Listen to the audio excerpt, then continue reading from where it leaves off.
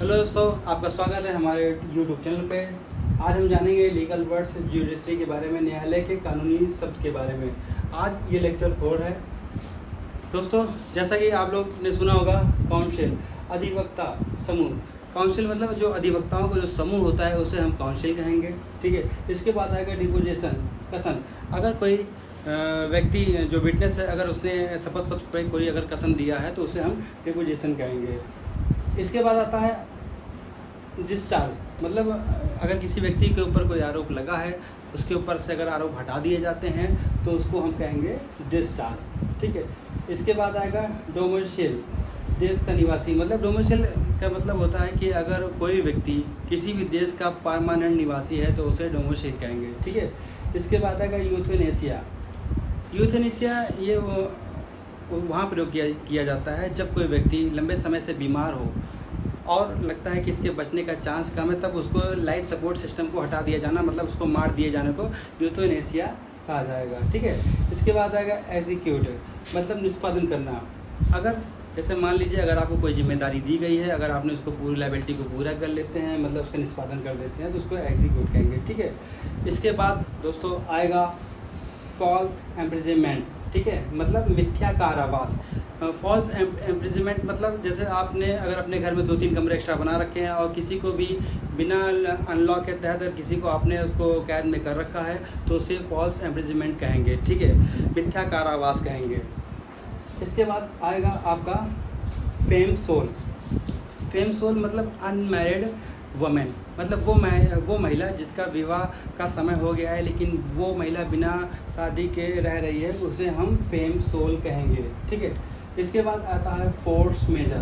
Force major ऐसी चीज़ें होती हैं जिसमें जो हमारे कंट्रोल में नहीं होती, जो हमारे बस में नहीं होती हैं, जैसे अचानक बरसात हो जाना, बिजली का कड़कना, इसे हम कहेंगे फोर्स मेजर, ठीक है।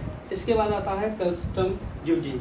कस्टम ड्यूटी आप लोगों ने सुना होगा, जैसे बाहर से अगर कोई सामान हमारे देश में आता है तो उसके ऊपर जो टैक्स लगता है, ड्यूटी लगती है, उसे कस्टम ड्यूटी कहते हैं, ठीक है। इसके बाद आएगा इंटिमिडेशन, मतलब धमकी देना।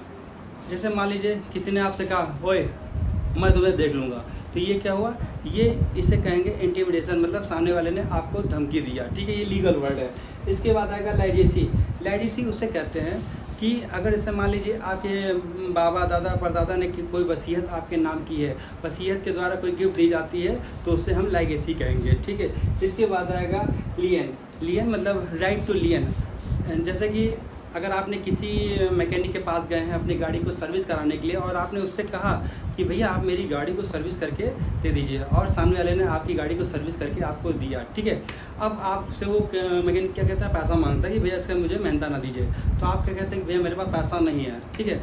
तब क्या कहता है, तो उस जो मैकेनिक है उसका लियन मतलब राइट टू लियन का मतलब धारणा का अधिकार उसका हो जाएगा कि वो आपके सामान को जब्त कर सकता है, कि भैया अगर तुमने मुझे पैसा नहीं दिया तो मैं तुम्हारे सामान को जब्त कर लूँगा, तो उसे कहेंगे लियन, राइट टू लियन का अधिकार हो जाएगा, मतलब धारणा अधिकार हो जाएगा। इसके बाद आएगा मेलिशियस प्रोसिक्यूशन, मतलब मिथ्या अभियोजन।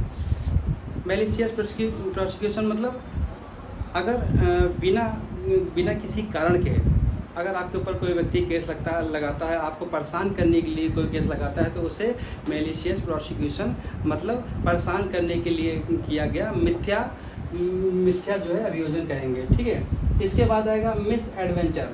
इसके बाद आता है मिस एडवेंचर, मतलब किसी भी लीगल कार्य को करते समय अगर कोई दुर्घटना हो जाती है तो उसे हम कहेंगे मिस एडवेंचर, ठीक है।